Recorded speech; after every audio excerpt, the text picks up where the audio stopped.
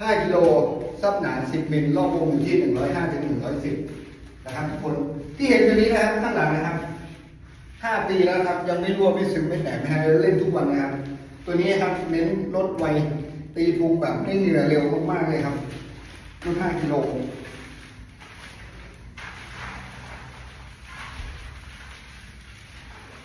เวลาขึ้นดูจังหวะมันนิดนึงนะครับสำหรับผู้ที่เล่นเป็นแล้วนะเพราะว่าน้ำหนักมันจะเยอะตัวนี้เล่นดีตีพุงได้เหนื่อยเร็วมากเล่นไปสักพักจะมีเอวกระชับแน่นอนอาทิตย์เดียวเห็นผลเลยครับว่ารู้สึกเลยครับว่าเอวกระชับแล้วก็ไขมันช่วงบริเวณหน้าท้องเนี่ยท้องแวบลงนะครับน้ำหนักเราก็จะลดลงครับ